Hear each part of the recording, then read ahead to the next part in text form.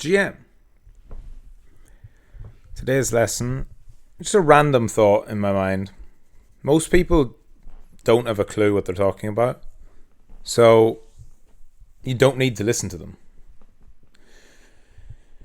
This is a big thing online because the way we consume information is from third parties, even crypto news, right? Like everything that I report to you guys, and if I talk in trading analysis, like this happened,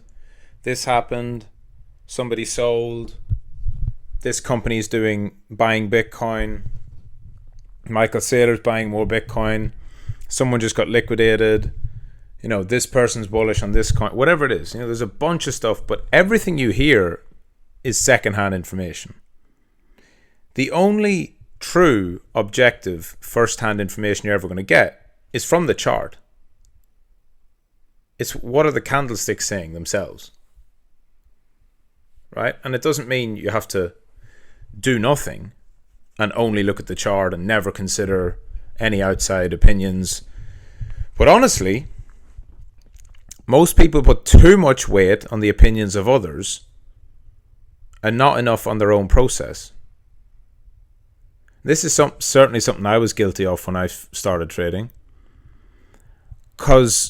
And I know like this will be especially true because a lot of you will do this with me, right? You're new, you don't have as much experience, so you lean on me and you want to know what I think, and whatever I think becomes what you think. And that's not a bad thing. As long as you understand it and you know that eventually you'll move away from that, that's fine.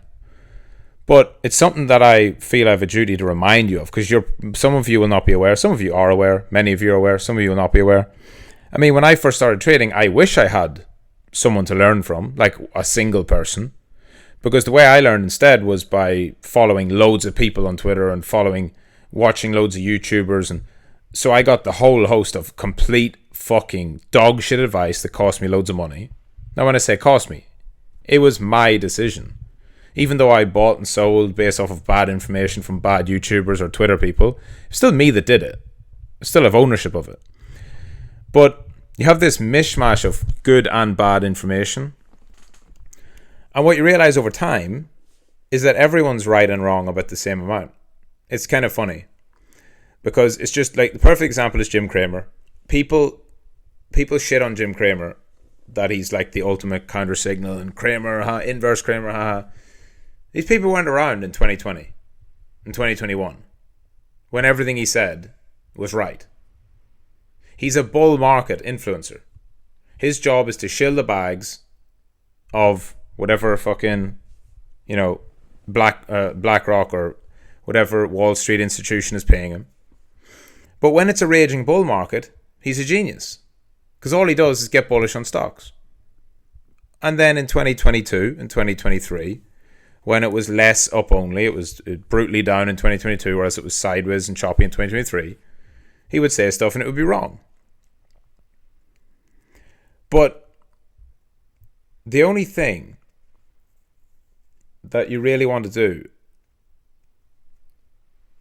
is form your own opinions, for better or for worse.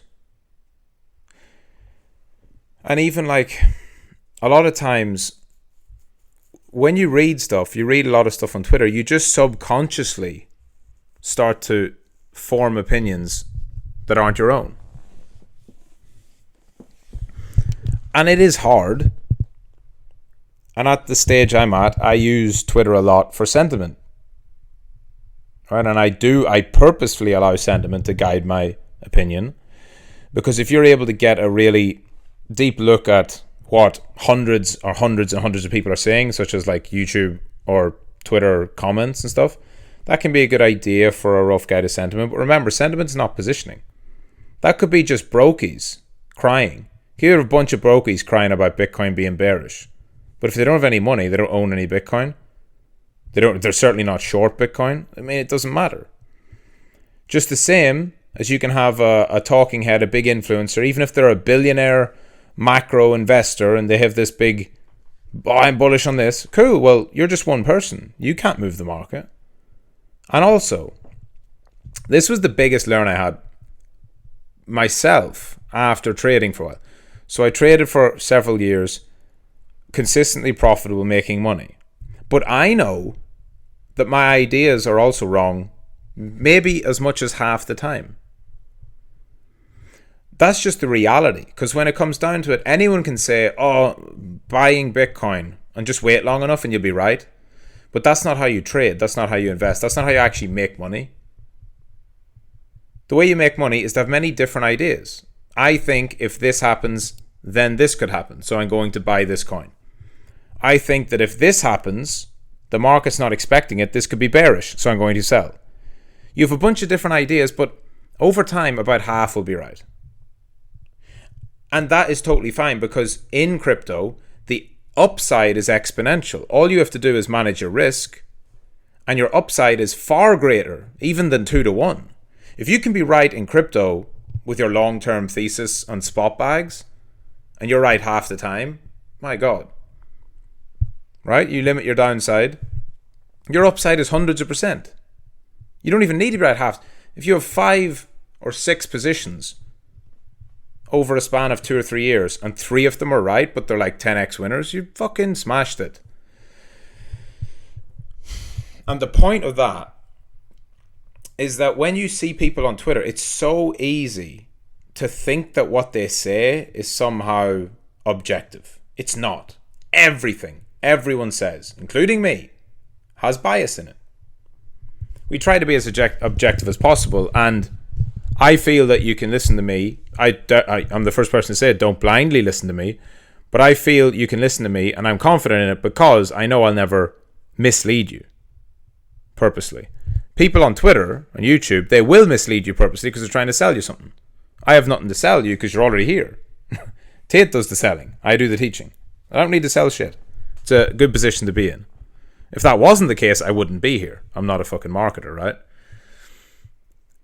But that still doesn't mean I'm always going to be right.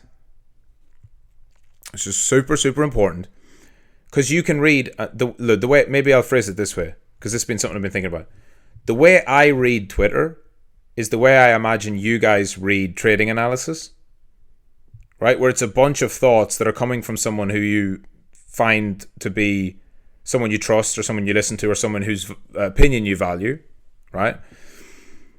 But remember, the stuff I say is not like 100% guaranteed accurate, always right, or even, the reality or the truth or whatever. It's my best interpretation of whatever I see, but that's just my best interpretation. That could be 50, 60% right, and I'll still make money because I know how to manage my risk. But if I mention a coin or something like that, it doesn't mean fucking put your net worth into it. Similarly, if I say I don't like something, doesn't mean it can't turn around and do well. Happens all the time. I think you understand that with me, though. Like, we talk about it a lot in the campus, and I say it a lot, and I think people tend to understand that, and you know that what I'm saying is not supposed to be like outright, I'm 100% this is going to happen. But really, with your online interactions, with your Twitter especially, because the format of Twitter is just, it's so information heavy. As you scroll, it's tweet, tweet, tweet, thread,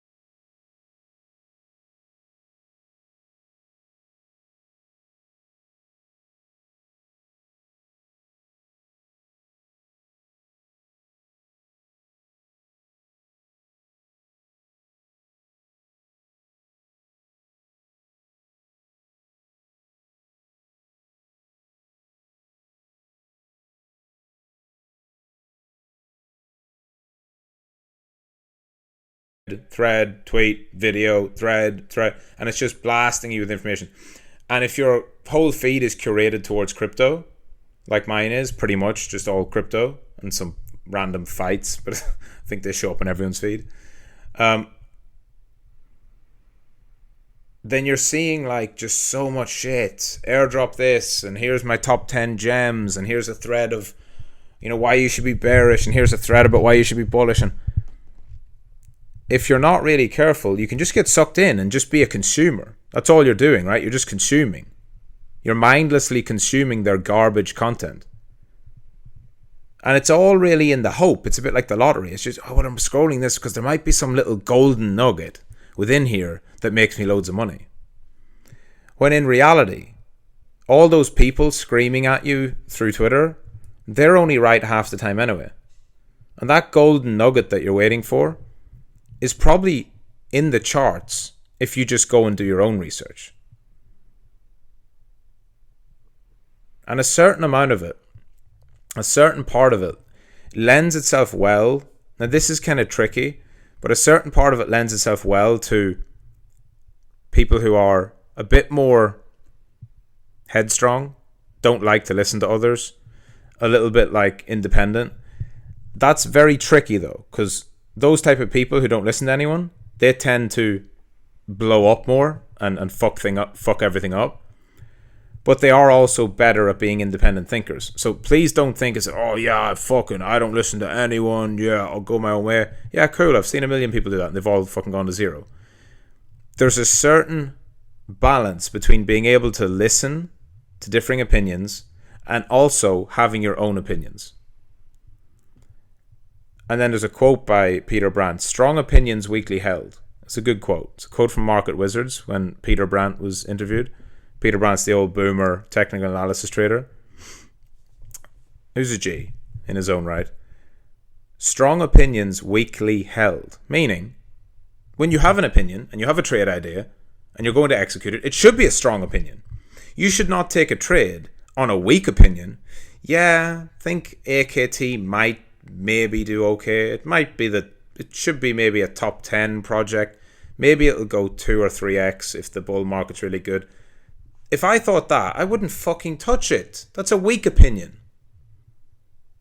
With probably no data, with nothing to back it up. But if you have a strong opinion, that will give you the conviction to take your trade. But the weakly held is important. You must have a strong opinion, but it must be weakly held. Meaning, if the market invalidates your opinion, which it will, probably 5 times out of 10, you have to understand that and get out. That is, if there's a real essence of trading, that is it. Because it fits perfectly. This tells you, this is the exact reason why there is no blueprint for a trader. There is no blueprint. Being disciplined helps. Being consistent helps. Being good with maths helps. Being good with emotional control helps. Being competitive helps. Being hardworking helps. Right, having fast reactions can help. Being a good researcher helps. Being detail-oriented helps. But so does being creative. Having good intuition. There's a million things that can make you a good trader. There is no one thing. There is no blueprint. People have tried this for years. There is no blueprint. In terms of, if you have this, you will be a good trader. There isn't. There's people who are hyper-disciplined. Can't make money because they don't have edge. There's people who have edge, can't make money because they don't have good risk management, good emotional control. Right? They have edge. They have certain setups and systems that they know work, except they can't sit on their hands in between trades and they lose money in between the good trades. So the reason for that is this strong opinions weakly held. This is the perfect kind of encapsulation of that, because if go back to the point I made about having being a really headstrong person versus being a very open-minded person, right? Being someone who's good at listening versus being someone who's goes their own way and is a little bit kind of against the crowd. I know people who are extremely coachable, very agreeable, and they're not headstrong, they're not egotistical, and they trade really well, make loads of money.